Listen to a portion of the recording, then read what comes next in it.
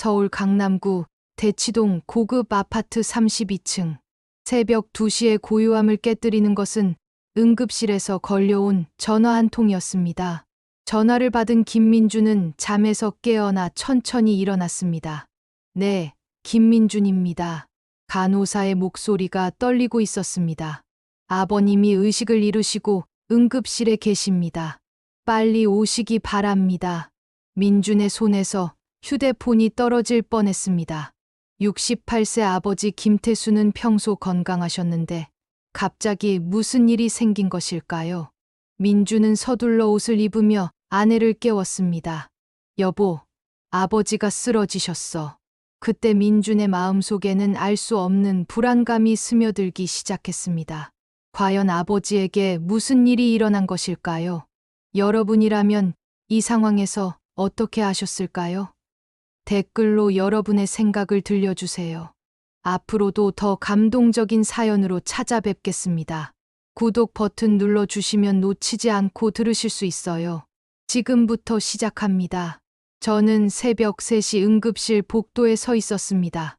형광등 불빛이 차갑게 내려쬐는 가운데 소독약 냄새와 함께 긴장감이 공기를 무겁게 만들었습니다. 의료진들의 발걸음 소리가 바닥에 메아리치며 울렸습니다. 응급실 문 너머로 아버지의 모습이 보였습니다. 산소 마스크를 쓰고 누워 계신 68세 김태수, 저희 아버지였습니다. 담당 의사가 다가와 침묵을 깨뜨렸습니다. 보호자분이시죠? 환자분의 간 수치가 심각하게 악화되어 있습니다. ALT가 정상치의 20배를 넘어섰고 빌리루빈 수치도 위험 수준입니다. 의사의 설명을 들으며 저는 무릎이 풀리는 것을 느꼈습니다. 급성 간부전 증상으로 보이는데 혹시 최근에 특별한 약물이나 건강식품을 복용하신 적이 있으신가요? 저는 고개를 저었습니다. 아버지는 평소 약 한 알도 잘 드시지 않는 분이셨습니다. 그런데 갑자기 간부전이라니 믿을 수가 없었습니다. 아내 수연이 제 어깨를 붙잡으며 속삭였습니다. 여보, 진정해요.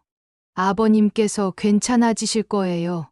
그때 간호사가 급히 달려와 의사에게 무언가를 귓속말했습니다. 의사의 표정이 더욱 심각해졌습니다. 혈액검사 결과가 나왔는데 특정 식물성 독소 성분이 검출되었습니다. 이것은 자연적으로 발생할 수 있는 수치가 아닙니다.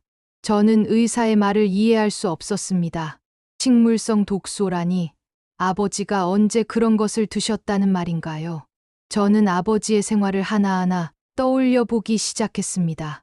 매일 새벽 5시에 일어나셔서 산책을 하시고 오전에는 동네 경로당에서 바둑을 두시며 오후에는 집에서 텔레비전을 보시는 규칙적인 일상이었습니다.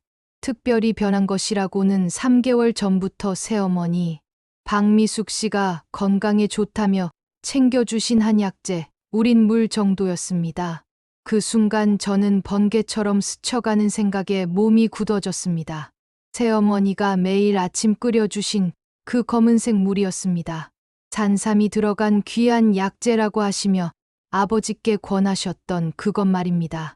아버지는 처음에는 쓰다고 거부하셨지만 새어머니의 정성에 감동하여 매일 드시기 시작하셨습니다. 저는 급히 휴대폰을 꺼내 새어머니께 전화를 걸었습니다. 어머니, 아버지가 응급실에 계십니다. 혹시 아버지께 드리던 그 약재가 무엇인지 정확히 알려주실 수 있으세요? 전화 너머로 새어머니의 당황하는 목소리가 들렸습니다. 아, 그게 지리산에서 구한 산삼 뿌리인데 혹시 부작용이 있었나요? 의사에게 이 사실을 알렸을 때 그의 표정이 더욱 심각해졌습니다. 산삼이라고 하셨나요? 그런데 검출된 독소 성분은 산삼이 아닌 다른 식물에서 나오는 것입니다. 혹시 잘못된 식물을 산삼으로 오인하여 복용했을 가능성이 있습니다. 저는 온몸에 차가운 전율이 흘렀습니다. 간호사가 다시 한번 달려와 의사에게 뭔가를 보고했습니다.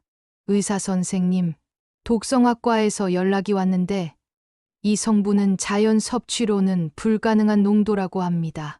지속적이고 의도적인 투여가 아니면 이런 수치가 나올 수 없다고 하네요. 저는 의사의 말을 듣는 순간 머리가 하얘졌습니다. 의도적인 투여라는 말이 무엇을 의미하는지 너무나 잘 알고 있었습니다. 아버지께서 3개월 동안 매일 드신 그 검은 물이 단순한 실수가 아닐 수도 있다는 끔찍한 가능성이 제 가슴을 짓누르기 시작했습니다. 응급실 창문 너머로 새벽 하늘이 서서히 밝아오고 있었습니다. 하지만 제 마음속에는 이해할 수 없는 의욕과 불안감이 짙은 그림자처럼 드리우기 시작했습니다. 과연 새어머니가 아버지께 무엇을 드린 것일까요? 그리고 이 모든 것이 정말 우연한 사고일까요? 저는 아버지의 차가운 손을 꼭 잡으며 답을 찾을 수 없는 의문들과 마주하고 있었습니다. 저는 응급실에서 나와 병원 로비 한쪽 구석에 앉아 있었습니다. 새벽 5시, 아직 어둠이 완전히 걷히지 않은 시간이었지만 병원 안은 형광등, 불빛으로 환하게 밝혀져 있었습니다. 커피 자판기에서 나오는 윙윙거리는 소리와 함께 진한 원두 냄새가 코끝을 스쳤습니다. 저는 떨리는 손으로 휴대폰을 들고 새어머니께 다시 전화를 걸었습니다. 어머니, 죄송합니다만 정확히 어디서 그 약재를 구하셨는지 알려주실 수 있으세요? 제 목소리는 최대한 차분하게 유지하려 했지만 떨림을 감출 수 없었습니다. 전화 너머로 박미숙 씨의 목소리가 들렸습니다. 민준아, 그게 시장에서 아는 분이 지리산 직접 캐온 거라고 해서 샀는데 혹시 정말 문제가 있는 거니? 저는 의사의 말을 그대로 전했습니다. 의사 선생님께서 산삼이 아닌 다른 식물일 가능성이 있다고 하시네요. 혹시 그 약재가 아직 남아 있으시면 병원으로 가져와 주실 수 있으세요? 새어머니는 잠시 침묵하다가 대답했습니다. 아, 그래. 알겠다. 지금 바로 갈게. 전화를 끊은 후 저는 아내 수연과 함께 조용히 앉아 있었습니다. 수연이 제 손을 잡으며 말했습니다. 여보, 너무 걱정하지 마요. 어머님도 아버님을 해치려고 하신 건 아니실 거예요. 단순한 실수일 수도 있잖아요. 하지만 저는 마음속 깊은 곳에서 올라오는 불안감을 떨칠 수 없었습니다. 1시간 후 새어머니 박미숙 씨가 병원에 도착했습니다. 55세의 그녀는 평소보다 훨씬 창백한 얼굴로 작은 한지 봉투를 들고 있었습니다. 민준아, 이게 그 약재야. 정말 산삼이라고 해서 샀는데 그녀의 목소리는 불안에 떨리고 있었습니다.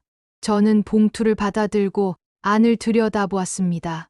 검은색으로 말린 뿌리 조각들이 들어 있었는데 솔직히 제가 보기에는 산삼인지 아닌지 전혀 구별할 수 없었습니다. 의사에게 약재를 전달했을 때 그는 즉시 독성학과로 보내 정밀 분석을 의뢰했습니다. 결과가 나오는데 최소 6시간은 걸릴 것입니다. 그동안 환자분은 집중 치료를 받으시게 됩니다. 저는 고개를 끄덕이며 중환자실로 옮겨진 아버지를 따라갔습니다. 중환자실 유리창 너머로 아버지의 모습을 보고 있노라니 갑자기 3개월 전 아버지의 재혼 소식이 떠올랐습니다. 어머니가 돌아가신 지 5년 만에 새로운 인연을 만나셨다고 하실 때 저는 솔직히 복잡한 심정이었습니다. 하지만 아버지의 행복을 위해서라면 받아들여야 한다고 생각했습니다.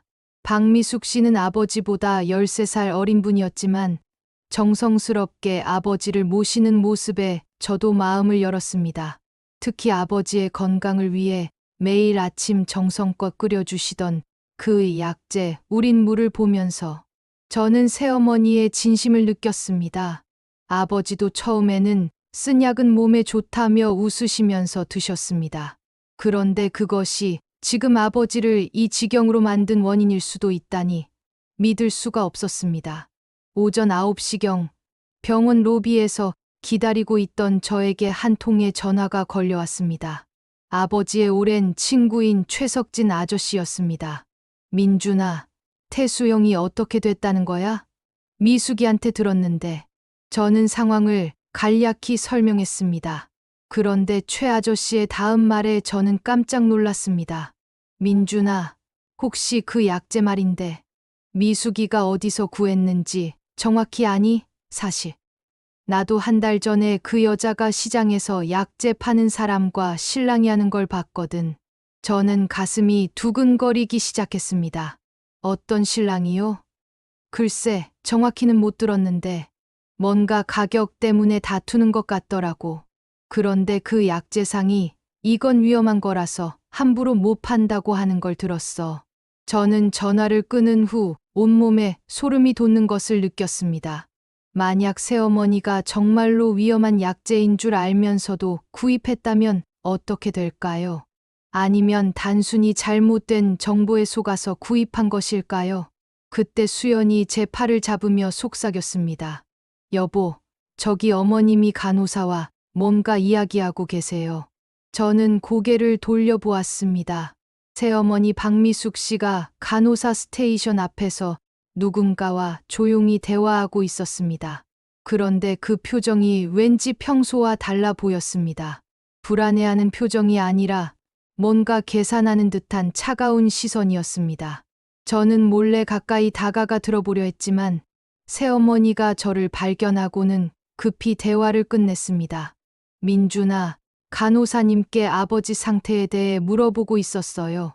하지만 제가 들은 것은 환자 상태에 대한 이야기가 아니었습니다. 보험금이 얼마나 같은 단편적인 말들이었습니다. 오전 11시경 드디어 독성학과에서 분석 결과가 나왔습니다. 의사가 심각한 표정으로 저희를 불렀습니다. 가족분들, 잠시 상담실로 오시기 바랍니다. 저와 수연, 그리고 새어머니가 함께 작은 상담실로 들어갔습니다. 의사는 검사 결과지를 펼쳐놓고 설명하기 시작했습니다. 분석 결과, 이 약재는 산삼이 아닙니다. 독성이 매우 강한 투구꽃 뿌리로 확인되었습니다. 투구꽃은 아코니틴이라는 맹독 성분을 함유하고 있어서 소량만 섭취해도 간부전을 일으킬 수 있습니다. 저는 머리가 하얘지는 것을 느꼈습니다. 그런데 더 큰 문제는 이 독성 성분의 농도입니다. 의사는 계속해서 설명했습니다. 일반적으로 투구꽃을 산삼으로 오인해서 섭취하는 경우가 종종 있습니다. 하지만 이번 경우는 다릅니다. 검출된 아코니틴의 농도가 자연 상태의 투구꽃보다 훨씬 높습니다. 마치 농축 추출한 것처럼 보입니다. 새어머니의 얼굴이 갑자기 창백해졌습니다. 의사 선생님, 그게 무슨 말씀이세요? 저는 정말 산삼이라고 해서 샀는데. 하지만 의사의 다음 말은 더욱 충격적이었습니다. 이런 농도의 독성 물질은 일반 시장에서 구할 수 있는 것이 아닙니다. 전문적인 지식과 의도가 없다면 불가능합니다. 저는 새어머니를 바라보았습니다. 그녀의 눈빛에서 당황함과 함께 다른 무언가를 느꼈습니다. 두려움일까요? 아니면 들킨 것에 대한 절망일까요? 저는 마음속에서 끔찍한 의심이 커져가는 것을 막을 수 없었습니다. 정말로 새어머니가 아버지를 의도적으로 해친 것일까요? 아니면 이 모든 것이 끔찍한 우연일까요? 상담실의 차가운 공기 속에서 저는 진실을 마주할 준비가 되어 있지 않다는 것을 깨달았습니다. 저는 상담실에서 나와 병원 복도를 천천히 걸었습니다. 오후 2시에 햇살이 창문을 통해 들어와 바닥에 길게 그림자를 만들었습니다. 하지만 그 따뜻한 빛도 제 마음속 차가운 의욕을 녹일 수는 없었습니다. 새어머니는 화장실에 간다며 자리를 떠났고 수연은 중환자실에서 아버지를 지키고 있었습니다. 저는 혼자 남겨진 시간을 이용해 최석진 아저씨께 다시 전화를 걸었습니다. 아저씨, 혹시 새어머니가 약재상과 실랑이 할 때 더 자세한 내용을 들으신 게 있으세요? 최 아저씨는 잠시 생각하더니 대답했습니다. 아, 그때 말이지. 미숙이가 돈은 얼마든지 줄 테니까 제일 독한 걸로 달라고 하더라고. 처음에는 그냥 약효가 센 걸 말하는 줄 알았는데 제 심장이 쿵쾅거리기 시작했습니다. 독한 걸로 달라고 하셨다고요? 그래. 그리고 약재상이 이건 정말 위험해서 전문가 아니면 못 쓴다고 하니까 미숙이가 괜찮다. 나도 옛날에 한의원에서 일했다고 하더라고. 근데 태수 형한테는 그런 얘기한 적 없지 않나? 저는 충격을 받았습니다. 새어머니가 한의원에서 일했다는 이야기를 들어본 적이 없었습니다.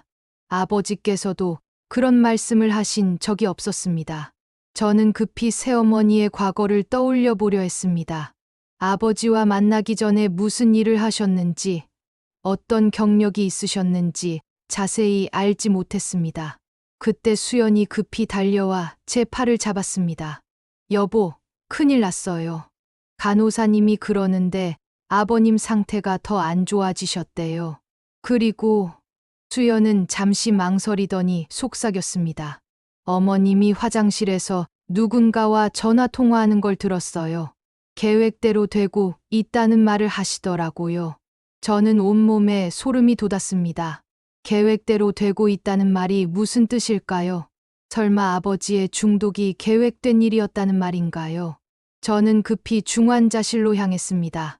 아버지는 여전히 의식을 잃은 채 산소 마스크를 쓰고 누워 계셨습니다. 각종 의료기기들이 내는 규칙적인 소리만이 정막을 깨뜨렸습니다. 간호사가 다가와 조용히 말했습니다. 보호자분, 환자분의 간 수치가 계속 악화되고 있습니다. 이대로 가면 간 이식을 고려해야 할 수도 있습니다. 저는 무릎이 꺾이는 것 같았습니다. 아버지의 창백한 얼굴을 보며 눈물이 흘러내렸습니다. 그때 새어머니가 중환자실로 들어왔습니다. 민준아, 아버지 어떠세요?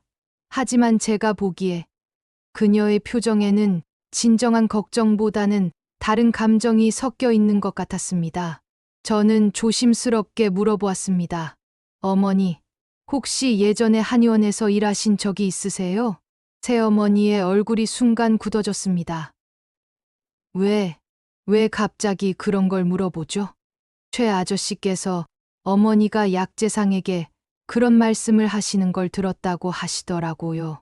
새어머니는 잠시 당황하는 기색을 보이다가 대답했습니다. 아, 그게 옛날에 잠깐 한의원 접수 일을 도와준 적이 있어요. 그래서 약재에 대해 조금 아는 거죠. 하지만 저는 그 답변이 석연치 않았습니다. 단순히 접수 일을 도왔다고 해서 독성이 강한 약재에 대해 알 수 있을까요? 저는 더 깊이 파고들어야겠다고 생각했습니다. 어머니, 혹시 그 한의원이 어디였는지 기억하세요?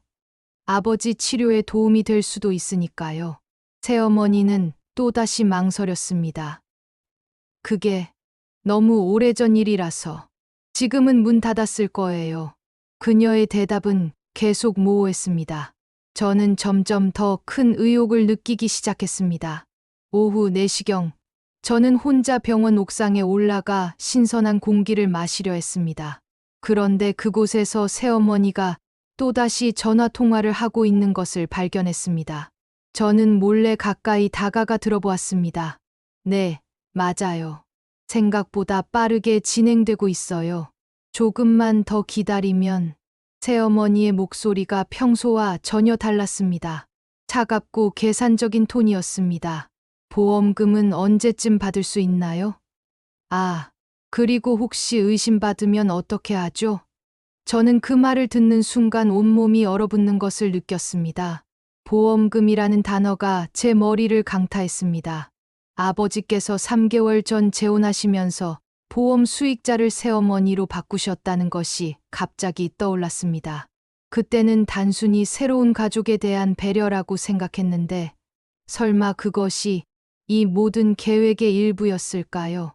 저는 더 이상 들을 수 없어서 조용히 그 자리를 떠났습니다. 엘리베이터 안에서 저는 떨리는 손으로 휴대폰을 들고 경찰서에 신고할지 고민했습니다. 하지만 아직 확실한 증거가 없었습니다. 만약 제가 틀렸다면 새어머니에게 씻을 수 없는 상처를 주게 될 것입니다. 중환자실로 돌아온 저는 아버지의 손을 꼭 잡았습니다. 아버지, 제발 깨어나세요. 무슨 일이 일어나고 있는지 말씀해 주세요. 하지만 아버지는 여전히 깊은 혼수 상태였습니다. 저는 이 끔찍한 의혹 속에서 혼자 진실을 찾아야 한다는 무거운 책임감을 느꼈습니다. 과연 새어머니가 정말로 아버지를 해친 것일까요? 아니면 제가 너무 의심이 많은 것일까요? 중환자실의 차가운 공기 속에서 저는 점점 더 깊은 혼란에 빠져들고 있었습니다. 저는 그날 밤 집에 돌아와서도 잠을 이룰 수 없었습니다. 새벽 2시, 침실 창문 밖으로 보이는 가로등 불빛이 깜빡거리며 제 불안한 마음을 더욱 부채질했습니다. 수연은 옆에서 깊이 잠들어 있었지만 저는 계속해서 오늘 있었던 일들이 머릿속을 맴돌았습니다. 새어머니의 전화 통화 내용, 보험금 이야기, 그리고 한의원에서 일했다는 모호한 과거가 퍼즐 조각처럼 제 머릿속에서 연결되고 있었습니다. 저는 조용히 침대에서 일어나 서재로 향했습니다. 컴퓨터를 켜고 인터넷 검색을 시작했습니다. 우선 투구꽃에 대해 자세히 알아보고 싶었습니다. 검색 결과는 충격적이었습니다.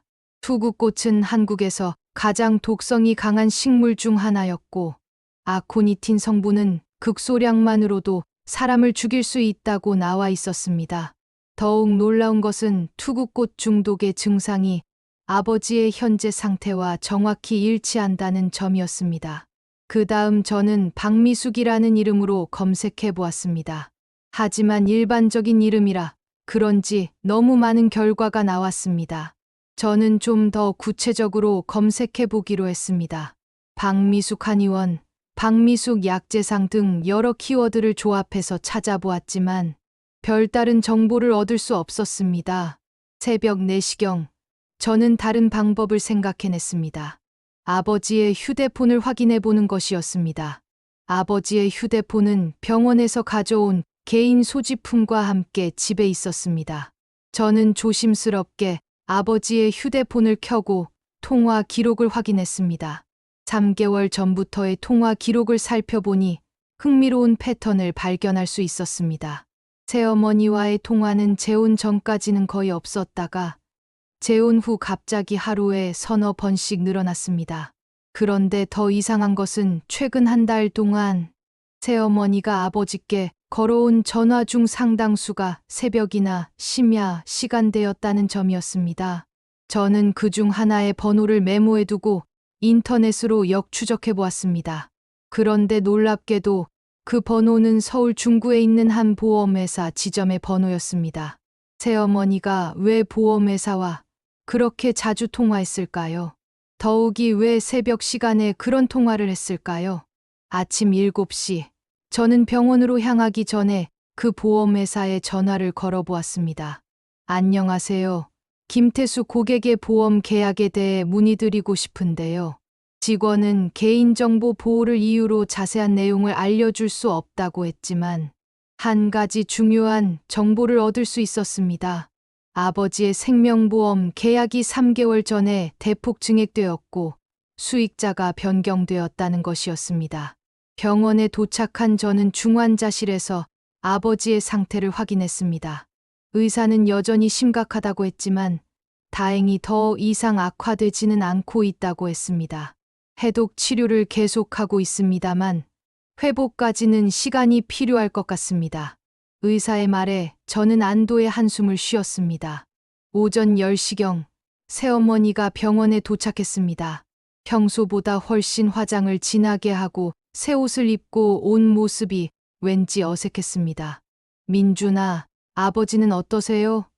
하지만 저는 더 이상 그녀의 연기에 속을 수 없었습니다. 어머니, 혹시 보험회사와 자주 연락하시나요?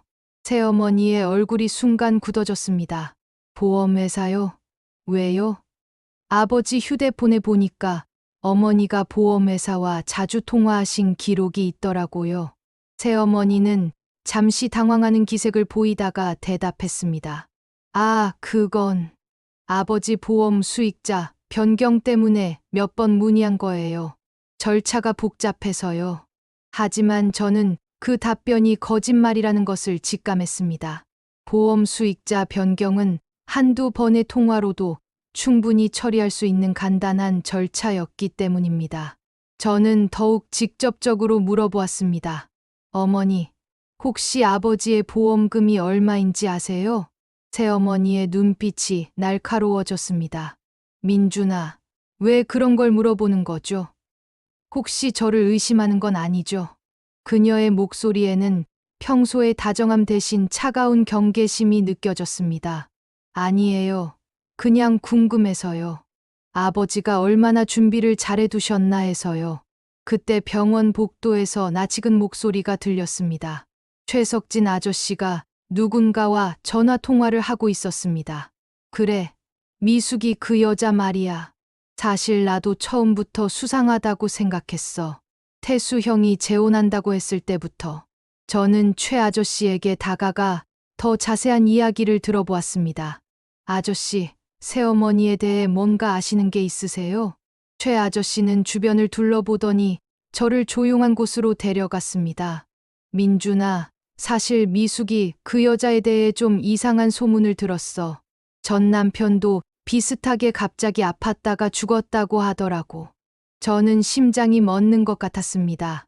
전 남편이요? 그래, 5년 전인가? 그 남자도 갑자기 간 질환으로 죽었다고 해. 그때도 보험금을 받았다는 얘기가 있었어. 최 아저씨의 말은 제게 큰 충격을 주었습니다. 만약 이것이 사실이라면 새어머니는 이미 한번 이런 일을 저질렀을 가능성이 있었습니다. 저는 급히 새어머니의 과거를 더 자세히 조사해 보기로 마음먹었습니다. 인근 파출소에 가서 새어머니의 신원을 확인해 보고 가능하다면 전 남편의 사망 경위에 대해서도 알아보고 싶었습니다. 하지만 그 전에 아버지의 안전을 먼저 확보해야 했습니다. 저는 간호사에게 부탁해서 아버지의 병실 출입을 제한해달라고 요청했습니다. 가족 외에는 면회를 금지해 주세요. 특히 약물이나 음식물 반입을 철저히 통제해 주세요. 간호사는 이상하다는 표정을 지었지만 제 요청을 받아들였습니다. 오후 2시경, 저는 새어머니가 또다시 전화 통화를 하러 병원 밖으로 나가는 것을 보았습니다. 저는 몰래 뒤를 따라가 그녀의 대화를 엿들었습니다. 계획에 차질이 생겼어요. 아들이 뭔가 눈치채고 있는 것 같아요.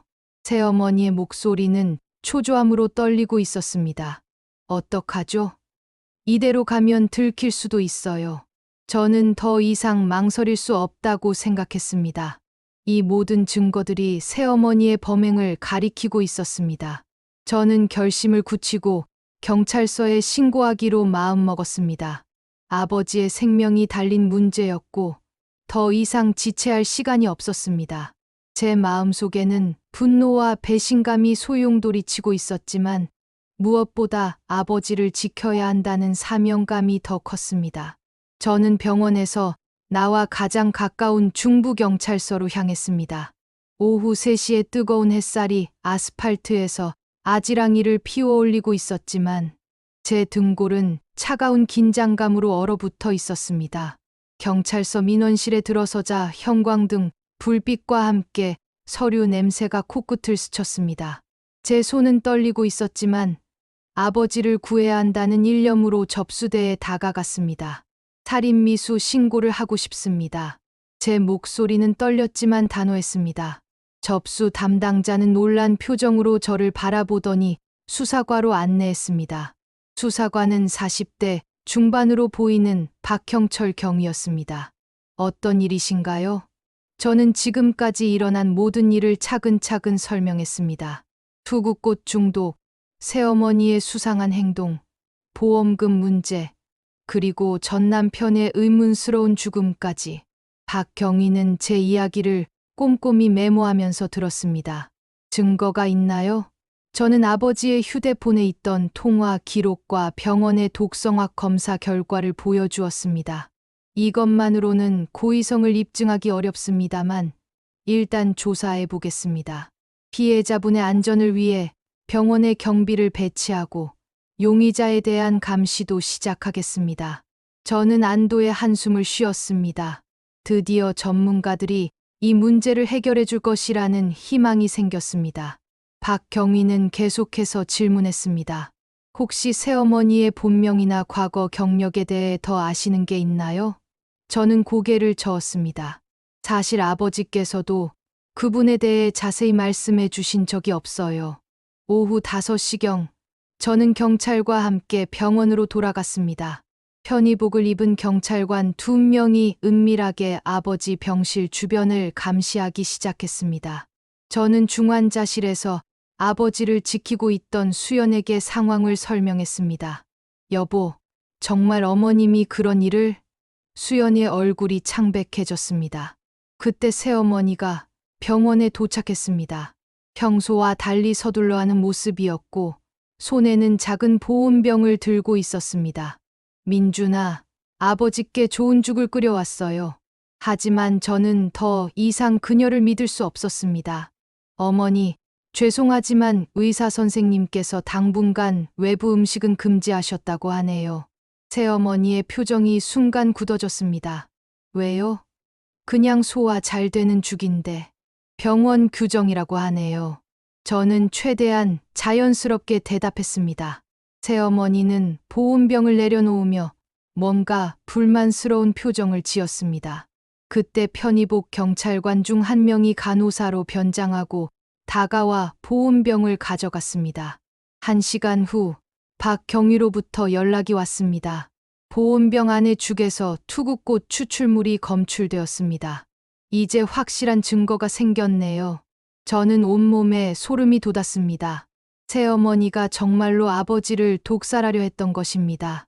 만약 제가 경찰에 신고하지 않았다면 아버지는 더 위험해졌을 것입니다. 오후 7시 박경위와 수사팀이 병원에 도착했습니다. 새어머니는 중환자실 앞 의자에 앉아 있었는데 경찰들을 보는 순간 얼굴이 하얗게 변했습니다.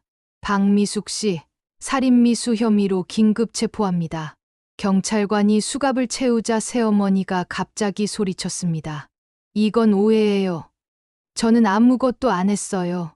하지만 증거는 명백했습니다. 박경위는 새어머니에게 권리를 고지한 후 수사를 시작했습니다. 보온병에서 투구꽃 독성 성분이 검출되었습니다. 이에 대해 어떻게 생각하십니까?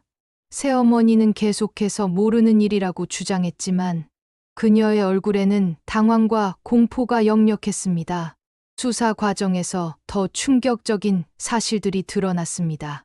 새어머니의 본명은 박미숙이 아니라 이영이었고 5년 전에 개명한 것이었습니다. 그리고 전 남편 역시 투구꽃 중독으로 의심되는 증상으로 사망했다는 것이 확인되었습니다. 당시에는 급성 간부전으로 처리되었지만 지금 다시 보니 투구꽃 중독과 증상이 일치합니다. 저는 새어머니의 진짜 정체를 알고 충격에 빠졌습니다. 그녀는 계획적으로 호라비들에게 접근해서 결혼한 후 독살하고 보험금을 가로채는 연쇄 살인범이었던 것입니다. 아버지는 그녀의 두 번째 표적이었습니다. 밤 10시경 수사는 일단락되었습니다. 새어머니는 살인미수와 사기 혐의로 구속되었고 전 남편의 사건도 재수사에 들어갔습니다. 박경위는 저에게 말했습니다. 아드님의 신고 덕분에 더 큰 사건을 막을 수 있었습니다. 아버지분도 곧 회복하실 거예요. 저는 중환자실로 돌아가 아버지의 손을 잡았습니다. 아버지, 이제 안전해요. 나쁜 사람은 모두 잡혔어요. 아버지는 여전히 의식을 잃고 계셨지만 제 마음에는 커다란 안도감이 밀려왔습니다. 그동안 저를 짓눌렀던 의욕과 불안감이 마침내 해소되었습니다. 하지만 동시에 깊은 분노도 치밀어 올랐습니다. 믿었던 가족이 아버지를 해치려 했다는 사실. 그리고 그것이 단순한 충동이 아니라 치밀한 계획이었다는 것이 받아들이기 어려웠습니다. 저는 앞으로 아버지를 더욱 잘 보살펴야겠다고 다짐했습니다. 이 끔찍한 일이 다시는 일어나지 않도록 말입니다. 저는 그날 밤 병원에서 아버지 곁을 지키며 밤을 새웠습니다. 새벽 3시 중환자실의 의료기기들이 내는 규칙적인 소리만이 고요함을 깨뜨렸습니다. 형광등의 차가운 빛 아래에서 아버지의 창백한 얼굴을 바라보며 저는 지난 며칠간의 일들을 다시 떠올렸습니다. 만약 제가 조금이라도 늦었다면 어떻게 되었을까 하는 생각에 온몸이 떨렸습니다. 새벽 5시경 아버지의 손가락이 미세하게 움직이는 것을 발견했습니다. 저는 급히 간호사를 불렀고 의사가 달려와 아버지의 상태를 확인했습니다. 의식이 돌아오고 있는 것 같습니다. 좋은 징조네요. 의사의 말에 제 가슴이 뛰기 시작했습니다. 드디어 아버지가 깨어나실 수도 있다는 희망이 보였습니다. 오전 8시, 아버지께서 천천히 눈을 뜨셨습니다. 민준아, 아버지의 목소리는 약했지만 분명했습니다. 저는 눈물이 터져 나오는 것을 참을 수 없었습니다. 아버지, 정말 다행이에요. 깨어나셨네요. 아버지는 저를 바라보시며 미소를 지으려 애쓰셨습니다. 무슨 일이 있었던 거냐? 여기가 어디냐? 저는 조심스럽게 상황을 설명드렸습니다. 투구꽃 중독으로 쓰러지셨다는 것, 그리고 새어머니가 체포되었다는 것까지. 아버지의 얼굴이 점점 굳어져 갔습니다. 미숙이가 정말 그런 일을? 아버지의 목소리에는 믿을 수 없다는 충격과 함께 깊은 배신감이 섞여 있었습니다. 아버지, 이제 괜찮아요. 모든 게 끝났어요. 저는 아버지의 손을 꼭 잡으며 위로했습니다. 하지만 아버지의 눈에는 깊은 상처가 배어 있었습니다. 5년 만에 찾은 새로운 사랑이 자신을 죽이려는 독이었다는 사실을 받아들이기가 쉽지 않으셨을 것입니다. 오후 2시경, 박형철 경위가 병원을 찾아왔습니다. 아버지의 의식이 돌아왔다는 소식을 듣고 진술을 받으러 온 것이었습니다. 김태수 씨, 몸은 좀 어떠세요? 박경희의 따뜻한 인사에 아버지는 고개를 끄덕이셨습니다. 많이 좋아졌네요. 혹시 박미숙 씨, 아니 이영희가 평소에 특이한 행동을 한 적이 있는지 기억나시는 게 있나요? 박경희의 질문에 아버지는 잠시 생각하시더니 대답하셨습니다. 그 여자가 가끔 밤에 전화를 받을 때가 있었는데 그럴 때마다 다른 방으로 가서 문을 닫고 통화하더군요. 누구와 통화하는지 물어봐도 대답을 제대로 안 했어요. 아버지는 계속해서 기억을 더듬으셨습니다. 그리고 결혼하자마자 보험 이야기를 자꾸 꺼내더라고요. 수익자를 바꾸자고, 보험금을 늘리자고. 처음에는 새 가족에 대한 책임감인 줄 알았는데 아버지의 목소리가 점점 작아졌습니다. 박경희는 꼼꼼히 메모를 하며 들었습니다. 혹시 그 약재를 처음 권했을 때 상황을 기억하시나요? 아버지는 고개를 끄덕이셨습니다. 3개월 전이었어요. 갑자기 제 건강을 걱정한다면서 특별한 보약을 구했다고 하더라고요. 처음에는 너무 써서 거부했는데 그 여자가 눈물까지 흘리면서 자기 정성이니까 꼭 드시라고 하더군요. 저는 아버지의 말을 들으며 새어머니의 치밀한 계획에 소름이 돋았습니다. 눈물까지 흘리며 연기를 했다니 정말 무서운 여자였습니다. 박경위도 같은 생각인지 고개를 저었습니다. 정말 악질적인 범죄자네요. 다행히 제때 발견해서 더 큰 피해를 막을 수 있었습니다. 오후 4시경 새로운 소식이 들려왔습니다. 이영희의 과거를 더 자세히 조사한 결과 그녀에게는 또 다른 피해자가 있었다는 것이 밝혀진 것입니다. 10년 전에도 비슷한 수법으로 한 남성을 독살한 혐의가 있었지만 당시에는 증거 부족으로 무혐의 처분을 받았다고 했습니다. 총 3명의 피해자가 있었던 것으로 보입니다. 아버님이 3번째였고 다행히 실패로 끝났지만요. 박경희의 말에 저는 온몸에 소름이 돋았습니다. 연쇄 살인범의 손에서 아버지를 구해낸 것입니다.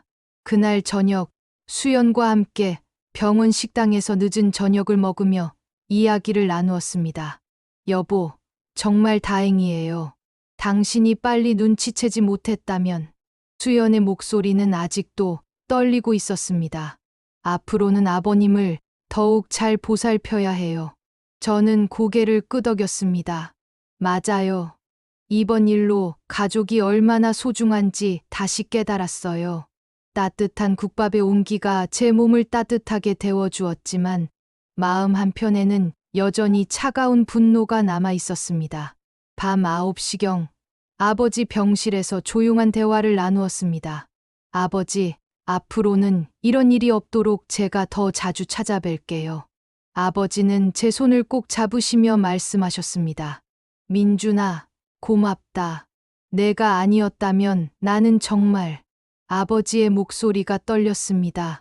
아버지, 그런 말씀 마세요. 가족이니까 당연한 거예요. 저는 아버지를 위로하며 말씀드렸습니다. 하지만 속으로는 다시는 이런 일이 일어나지 않게 하겠다고 다짐했습니다. 이번 사건을 통해 저는 가족의 소중함과 함께 세상에는 정말 무서운 사람들이 있다는 것을 뼈저리게 깨달았습니다. 저는 재판장에 앉아 이영희를 바라보고 있었습니다. 2개월 전 새어머니라고 불렀던 그 여자는 이제 피고석에서 검은색 수의를 입고 고개를 숙인 채 앉아 있었습니다. 재판장의 형광등 불빛이 차갑게 내려쬐는 가운데 에어컨 소리만이 정적을 깨뜨렸습니다. 저는 가슴이 두근거리는 것을 느끼면서도 끝까지 지켜봐야겠다고 다짐했습니다. 검사가 일어나 공소사실을 읽기 시작했습니다. 피고인 이영희는 2024년 3월부터 6월까지 약 3개월간 피해자 김태수에게 투구꽃 추출물을 지속적으로 투여하여 살해하려 하였으나 미수에 그쳤으며, 검사의 차분하지만 단호한 목소리가 재판장에 울려 퍼졌습니다.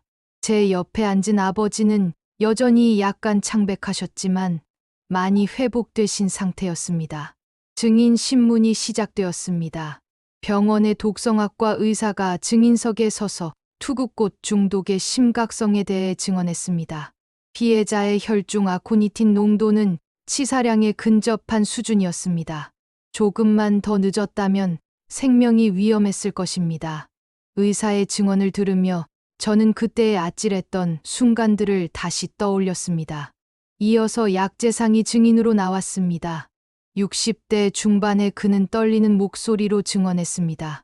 피고인이 제게 와서 독성이 강한 것으로 달라고 했습니다. 저는 위험하다고 말렸지만 그 여자가 돈을 더 주겠다며 계속 요구했어요. 지금 생각해보니 정말 끔찍한 일이었습니다. 약재상의 증언은 이영희의 고의성을 명확히 보여주었습니다.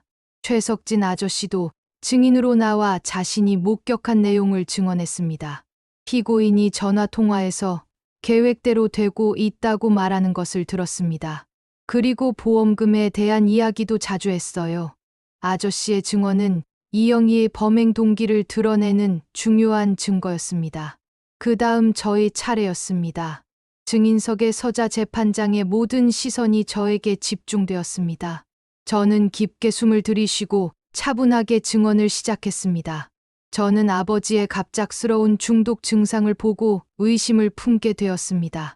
새어머니의 행동이 평소와 달랐고, 특히 보험금에 대한 전화 통화를 엿들은 후 확신을 갖게 되었습니다. 변호인이 반대 신문을 시작했습니다. 증인은 피고인에 대한 선입견이 있었던 것 아닙니까? 단순한 오해일 수도 있지 않나요? 하지만 저는 흔들리지 않고 대답했습니다. 저도 처음에는 믿고 싶지 않았습니다. 하지만 물증이 명확했고 아버지의 생명이 걸린 문제였습니다. 오후 2시경 피고인 신문이 시작되었습니다. 이영희는 여전히 고개를 숙인 채 변명을 늘어놓았습니다. 저는 정말 산삼인 줄 알았어요. 시아버님의 건강을 위해서였어요. 하지만 그녀의 목소리에는 진정성이 전혀 느껴지지 않았습니다. 검사가 추궁했습니다. 그렇다면 왜 전 남편도 같은 증상으로 사망했습니까? 우연의 일치라고 주장하시겠습니까? 이영희는 대답하지 못하고 입을 다물었습니다. 그리고 왜 약재상에게 독성이 강한 것을 요구했습니까? 검사의 날카로운 질문에 이영희의 얼굴이 점점 창백해졌습니다. 재판장이 최종 변론을 허가했습니다. 검사는 단호한 목소리로 말했습니다. 피고인은 계획적이고 지속적으로 살인을 시도한 악질 범죄자입니다. 피해자의 신뢰를 악용하여 독을 먹인 행위는 용서받을 수 없습니다. 엄중한 처벌을 요구합니다. 변호인은 마지막까지 정상 참작을 호소했지만 증거는 너무나 명확했습니다. 재판장이 판결을 선고했습니다. 피고인 이영희에게 살인미수 및 사기 혐의로 징역 15년을 선고한다. 재판장의 판결문 낭독 소리가 울려 퍼졌습니다. 이영희는 마지막 순간에야 고개를 들어 저와 아버지를 바라보았습니다. 그 눈빛에는 후회도 반성도 없었습니다. 오히려 들킨 것에 대한 분노만이 보였습니다. 저는 그 차가운 시선을 받으며 이런 사람이 정말 존재한다는 것에 다시 한번 경악했습니다. 재판이 끝나고 재판장을 나서면서 아버지가 제 어깨에 손을 올리셨습니다. 민준아, 내 덕분에 살았다. 정말 고맙다. 아버지의 목소리는 감정으로 떨리고 있었습니다. 저는 아버지의 손을 꼭 잡으며 답했습니다. 아버지, 이제 정말 끝났어요. 앞으로는 평안하게 지내실 수 있어요. 법원 계단을 내려오며 저는 가슴 깊은 곳에서 올라오는 복잡한 감정을 느꼈습니다. 정의가 실현되었다는 안도감과 함께 인간의 악함에 대한 경악과 분노가 뒤섞여 있었습니다. 하지만 무엇보다도 아버지를 지켜낼 수 있었다는 것에 대한 깊은 만족감이 제 마음을 가득 채웠습니다. 이제 진짜로 모든 것이 끝났고 저희 가족은 평범하지만 소중한 일상으로 돌아갈 수 있을 것이었습니다. 저는 6개월 후 아버지와 함께 동네 공원을 산책하고 있었습니다. 가을 햇살이 따스하게 내려쬐고 단풍잎들이 바람에 살랑살랑 흔들리며 바스락거리는 소리가 평화로웠습니다. 아버지의 얼굴에는 건강한 혈색이 돌아왔고 걸음걸이도 예전처럼 힘차졌습니다. 저는 아버지의 팔짱을 끼며 이 소중한 시간을 만끽하고 있었습니다. 민준아, 요즘 기분이 정말 좋다. 아버지가 미소를 지으시며 말씀하셨습니다. 그 끔찍한 일이 있었지만 오히려 내가 얼마나 소중한 아들인지 다시 깨달았어. 저는 아버지의 말씀에 가슴이 뭉클해졌습니다. 아버지야말로 제게 얼마나 소중한 분인지 알게 되었어요. 앞으로는 더 자주 찾아뵙겠습니다. 벤치에 앉아 쉬면서 저희는 지난 6개월을 되돌아보았습니다. 이영희는 1심에서 징역 15년을 선고받았고 현재 항소심이 진행 중이었습니다. 전 남편과 또 다른 피해자의 사건도 재수사되어 추가 기소되었습니다. 정의는 천천히지만 확실하게 실현되고 있었습니다. 아버지는 퇴원 후 꾸준히 정신과 상담을 받으셨습니다. 믿었던 사람에게 배신당한 트라우마를 극복하는 것이 쉽지 않았지만 가족의 사랑과 전문가의 도움으로 점차 회복되고 계셨습니다. 처음에는 사람을 믿기가 어려웠는데 이제는 좋은 사람들이 더 많다는 것을 알겠다. 아버지의 말씀에서 희망을 느낄 수 있었습니다.